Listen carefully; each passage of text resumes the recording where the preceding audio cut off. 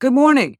Now, many have commented on the pace with which Donald Trump is transforming the government, and more importantly, in my view, how we think about the world and the role of human beings in it.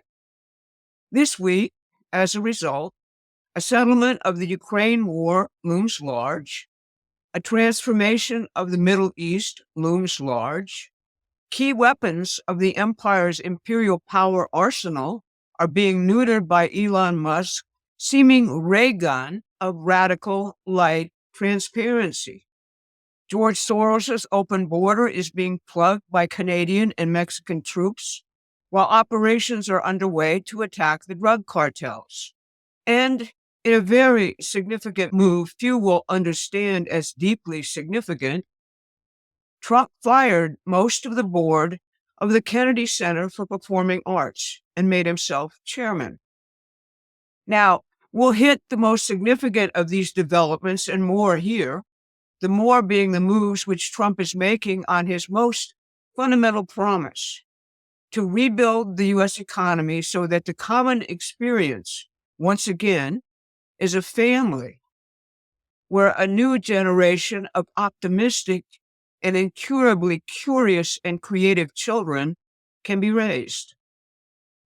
Outside the box is the phrase of the day as this wholesale transformation is being conducted by Trump and a new generation of younger leaders, a core of Gen Xers, millennials, and Elon Musk young scientists and engineers.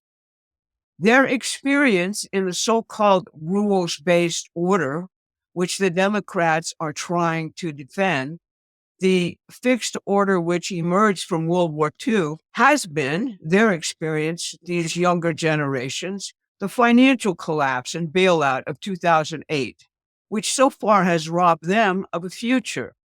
Wars with absolutely no purpose, apparently, which killed their friends, largely to enrich all of the defense contractors only. The drugging and killings of large numbers of their friends, both through pessimism and drugs which have been deliberately poisoned to kill people.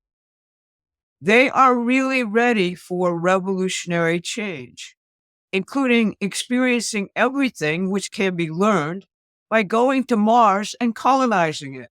By contrast, the Democrats are doing nothing but screaming and demonstrating and filing lawsuits in a vain attempt to bring back the world which existed prior to November 5th, 2024, when the American population collectively said, enough, change the whole damn thing. That's Trump's mandate. Now, the Democrats' problem, like most of those who have succumbed to the so-called New World Order, is the way they think. The world for them is a frozen landscape where each part has to function in its place and under fixed rules. Since the end of World War II, they have endlessly moved pieces around in a set chessboard without really changing anything. Linda LaRouche compared this thinking process to rearranging the deck chairs on the Titanic.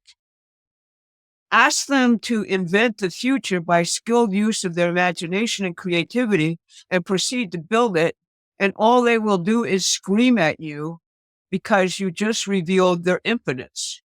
It's painfully obvious. Now, they are absolutely humorous while Trump and crew are having the greatest fun you can imagine, clearing the rubbish and building anew. Just to illustrate my point here, one of Musk's engineers has the social media handle BigBalls. Taking the bait, so to speak, the Democrats discovered this and proceeded, aghast, to attack BigBalls in all their screaming media. So, of course, the internet is now filled with memes to BigBalls, featuring a new Trump hat bearing that title, videos celebrating the men in Trump's administration under that theme, etc. The great American poet and spy, Edgar Allan Poe, described the mindset of the Democrats in his poem, The Bells, which uses the metaphor of different types of bells ringing to describe various human mindsets. Poe describes those ringing, moaning, and groaning iron bells as ghouls, pestilential carcasses disparted from their souls. Their hearts are dark. They exude only pessimism. They can't locate or understand the spiritual optimism which drives Donald Trump and his cadre of young change agents. So, with that, let's just summarize the key developments of this monumental week.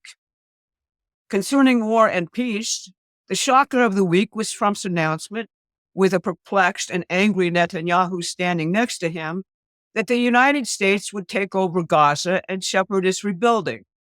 In the meantime, the Palestinians would have to be relocated to Egypt and Jordan or someplace else. Everyone deeply committed to the failed ideas of the last 50 years was aghast, to put it mildly. Isn't Trump rewarding Israeli genocide and its ethnic cleansing? Is he fulfilling a campaign promise to his Christian Zionist supporters by using the Israelis to bring about the apocalypse and the second coming of Christ? No, don't be so stupid. Don't fall for their delusions. He is simply looking at the fact that Gaza is now totally destroyed and no one can safely live there. The United States taking it prevents the Israelis from doing so. So too, he said, the United States will not fulfill Netanyahu's wet dream of a war with Iran. What Trump has in mind is organizing the Egyptians, the Jordanians, and the Gulf states, particularly Saudi Arabia, to all provide funding and security so that the Palestinians, in Trump's words, have a chance at life. In developed communities, whether in Egypt or Jordan or somewhere in Israel, he is forcing the issue with potential collaborators. Stop the killing. Look at Gaza. It is nothing but a destroyed country.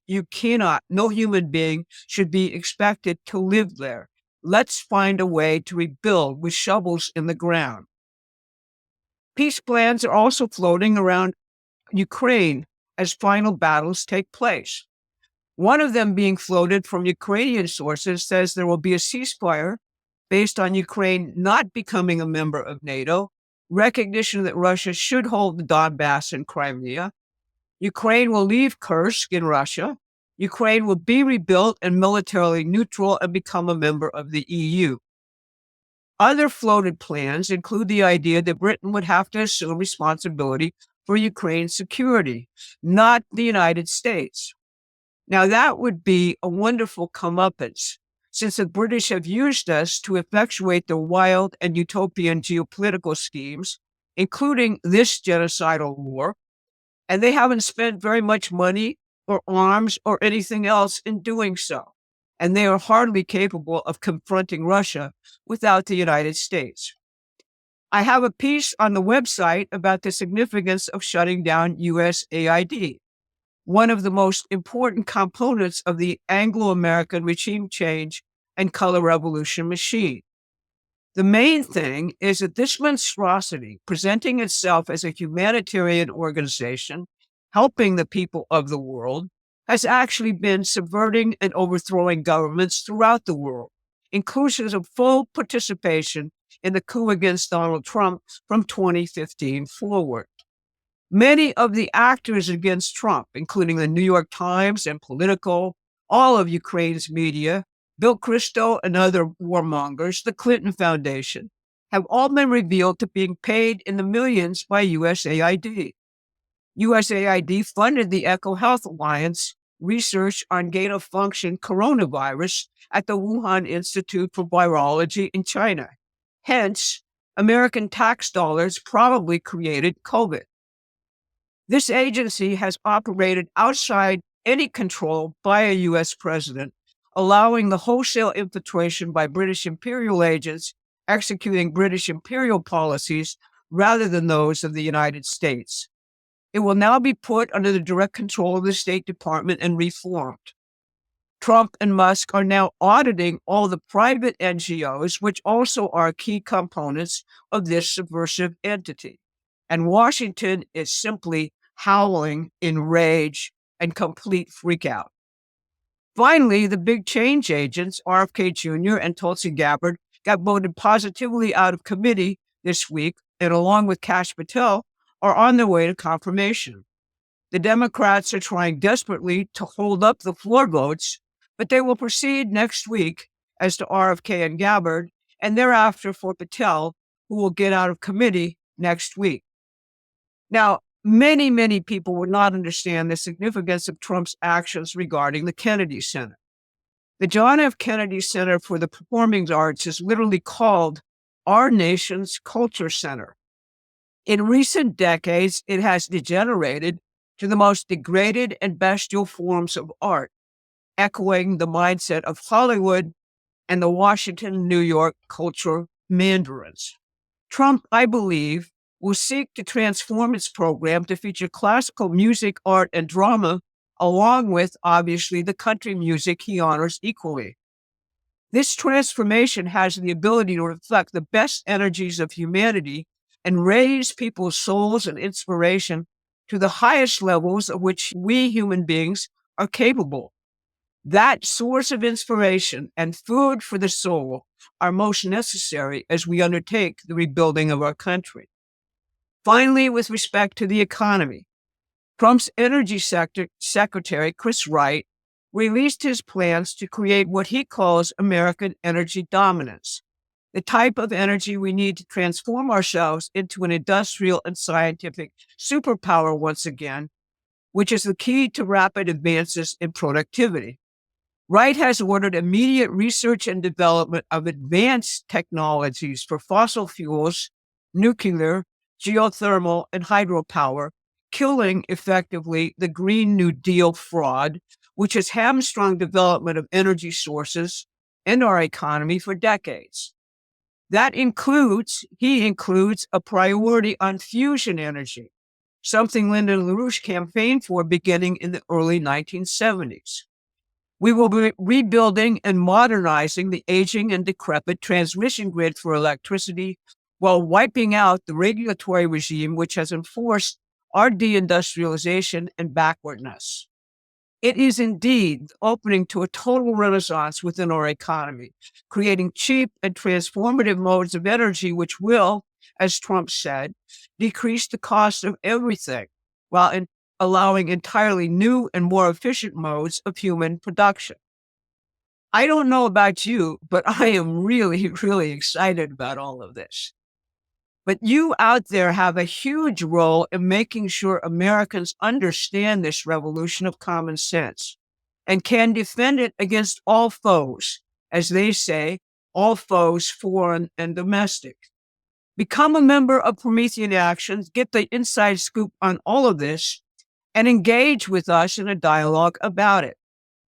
Go to the Promethean Action website and do so. Sign up.